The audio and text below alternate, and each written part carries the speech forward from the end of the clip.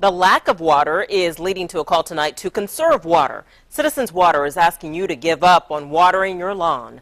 Last week, customers twice tied the all-time record of 231 million gallons and are consistently hitting 220 million.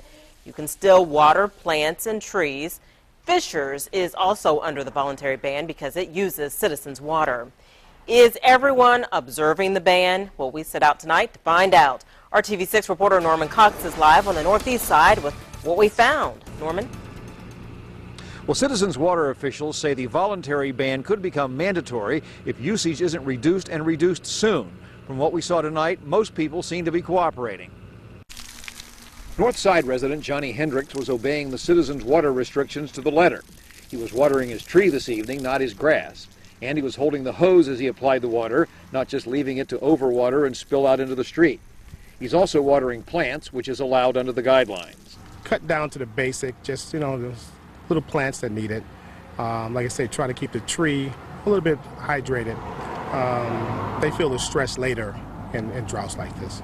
Not everyone in his neighborhood was obeying the rules, however. Some people were watering but didn't appear to be at home. The sprinklers seemed to be set on timers. Earlier today, we found several sprinklers going at the Cambridge Square apartments on the northwest side. Operators told us later they hadn't known about the ban and had since turned off the sprinklers. In Zionsville, which is also served by Citizens, residents were observing the ban. Citizens will keep the voluntary ban in place for a week, then reevaluate. But if usage doesn't drop enough, it could go to Mayor Ballard earlier and seek a mandatory ban.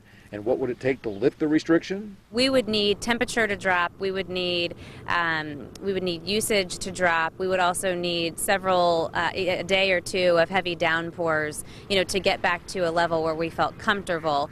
That's a hope Johnny Hendricks keeps every day. Every day you think, okay, it's going to rain, and just keep the hope that, get a nice little rain for the end of the little drought that we're having. If the mayor does invoke the sprinkling ban and make it mandatory, what would be the potential fines for violators? Well, according to the mayor's spokesperson, Mark Lauder, up to $100 for a first violation, up to $200 for a second violation.